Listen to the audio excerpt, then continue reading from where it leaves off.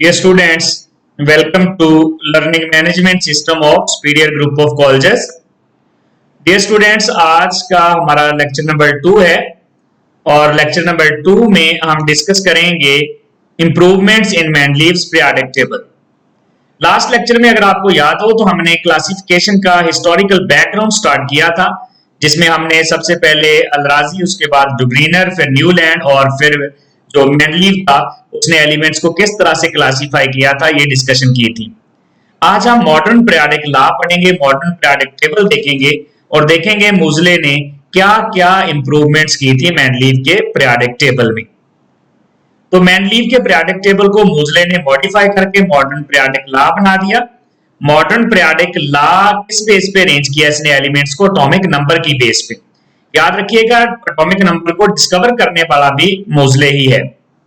अब modern periodic law को आप स्टेट कैसे करेंगे? मॉडर्न पीरियोडिक लॉ है properties of the elements are periodic function of their atomic numbers. Mendeleev ने कहा था properties of the elements are periodic function of their atomic messes.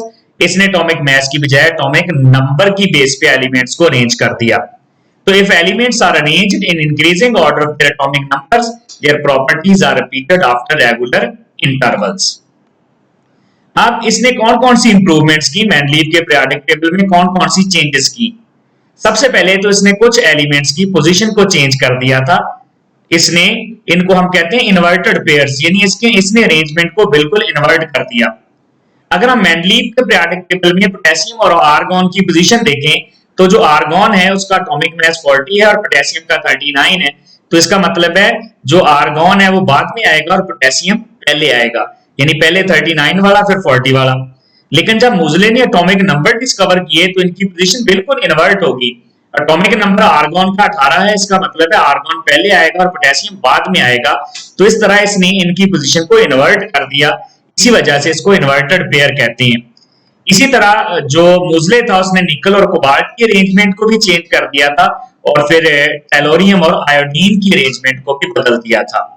तो ये पहली इंप्रूवमेंट थी कि कुछ एलिमेंट्स की पोजीशन को इसने बदल दिया था।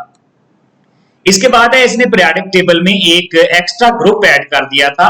That group was for noble gases, group 8A। इस को इसने नोबल गैसेस को इस ग्रुप में रख दिया। याद रखिएगा, मेंडलीव ने जब पीरियोडिक टेबल दिया था 1871 में, तब नोबल गैसेस डिस्कवर नहीं हुई थी। नोबल गैसेस 1894 के बाद डिस्कवर हुई हैं। इस वजह से मेंडलीव के पीरियोडिक टेबल में इसकी कोई जगह नहीं थी। तो यहाँ पर चूंकि नोबल गैसेस डिस्कवर हो चुकी थी तो मोज़ले ने इनके लिए ग्रुप 8A इंट्रोड्यूस करवा दिया था। इसके साथ साथ इसने क्या किया, मोज़ले ने ग्रुप्स को सब ग्रुप्स में डिवाइड कर दिया। ये बड़ा अच्छा आइडिया था। ग्रुप्स को सब ग्रुप्स A और B में इसने डिवाइड कर दिया। अब इसको डिवाइड करना क्यों जरूरी था? देखिए, मेंडलीव के पीरियोडिक टेबल में beryllium, magnesium, calcium, strontium, barium और जिंक, कैडमियम, मरकरी को एक ही ग्रुप में रखा गया था और वो ग्रुप नंबर 2 था। बाद में मोज़ले ने देखा कि इनकी तो आपस में प्रॉपर्टीज ही मैच नहीं करती। Beryllium, magnesium, calcium, strontium, barium की प्रॉपर्टीज डिफरेंट है और जिंक, कैडमियम, मरकरी की प्रॉपर्टीज डिफरेंट है।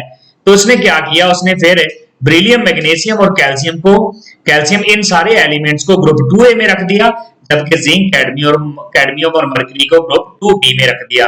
तो इसने idea of A and B सब ग्रुप का जो आइडिया इंट्रोड्यूस करवा के एलिमेंट्स को प्रॉपर क्लासिफाई कर दिया। यानी मेंडलीव के पीरियोडिक टेबल में जिंक, कैडमियम, मरकरी को दूसरे ग्रुप में रखा गया था, हालांकि वो डिफरेंट थे। तो इसने दो ग्रुप बना दिए, 2A और 2B। इसी तरह 1A में भी कॉपर, सिल्वर और गोल्ड को 1A में मेंडलीव में रखा था। तो बाद में जो मोज़ले था उसने इसको 1B में शिफ्ट कर दिया। इसके साथ साथ पोजीशन ऑफ आइसोटोप्स, ये जो मेंडलीव था उसके पीरियोडिक टेबल का बहुत बड़ा ड्रॉबैक था कि आइसोटोप्स की पोजीशन का फैसला करना था। आइसोटोप्स का एटॉमिक मास जो होता है वो डिफरेंट होता है। जैसे देखिए, हाइड्रोजन के 3 आइसोटोप हैं, एक का मास 1 है, प्रोटियम ड्यूट्रियम का मास 2 है और ट्रिटियम का मास 3 है। तो अगर तो हम एटॉमिक मास की बेस पे अरेंज करेंगे तो इसका तो मतलब ये निकलेगा कि हाइड्रोजन पीरियोडिक टेबल में 3 दफा आएगा। लेकिन जब एटॉमिक नंबर डिस्कवर हुए तो फिर ये सारे आइसोटोप जो होते हैं एक ही एलिमेंट के, उनका एटॉमिक नंबर सेम होता है। जैसे हाइड्रोजन के सारे आइसोटोप्स का एटॉमिक नंबर 1 है, तो इसका मतलब है ये सारे ही नंबर 1 पे आ जाएंगे। अब इनकी पोजीशन को कोई प्रॉब्लम नहीं बनेगी। अब हाइड्रोजन इसी तरह कार्बन के, ऑक्सीजन के और बाकी एलिमेंट्स के आइसोटॉप्स की पोजीशन का फैसला हो गया, क्योंकि आप एटॉमिक नंबर की बेस पे रेंज करेंगे तो वो सारे जो है एक ही जगह पर आ जाएंगे। इसके साथ साथ पोजीशन ऑफ लैंथेनाइड्स और एक्टिनाइड्स। लैंथेनाइड्स और एक्टिनाइड्स के लिए नीचे मोज़ले ने 2 रोज बना दी 14 एलिमेंट्स की। 14 ही लैंथेनाइड्स थी और 14 ही एक्टिनाइड्स थी। एक अलग ब्लॉक नीचे बना दिया एफ ब्लॉक। एफ ब्लॉक में जो लैंथेनाइड्स हैं उसमें 4f जो है फिलिंग हो रही होती है इलेक्ट्रॉन की 4f में, और एक्टिनाइड्स में 5f में फिलिंग हो रही होती है। इसने नीचे 2 रोज अलग बना दी ताकि जो इसकी लॉन्ग फॉर्म है पीरियोडिक टेबल की उसको अवॉइड किया जा सके, to avoid the long form of the periodic table. ये हमारे पास periodic table of the elements है। इसमें देखिए हमारे पास 7 पीरियड्स हैं मॉडर्न पीरियोडिक टेबल में। ये hydrogen, lithium, sodium, potassium, rubidium, caesium, francium, ये 7 पीरियड हैं। पहले पीरियड में 2 ही एलिमेंट्स हैं, इसके बाद दूसरा पीरियड है, फिर 3rd, 4th, 5th, 6th और 7th पीरियड है। अगर आप देखें तो ये 1A, 2A और ये 3A, 4A, 8A तक हैं ये वाले, और ये दरमियान में B ब्लॉक एलिमेंट्स हैं। मोज़ले ने ये लैंथेनाइड्स और एक्टिनाइड्स को नीचे 2 रोज में रख दिया ताकि पीरियोडिक टेबल की जो लॉन्ग फॉर्म है उसको अवॉइड किया जा सके। इस तरह इनकी पोजीशन का भी फैसला हो गया। ये था डियर स्टूडेंट्स हमारा आज का लेक्चर।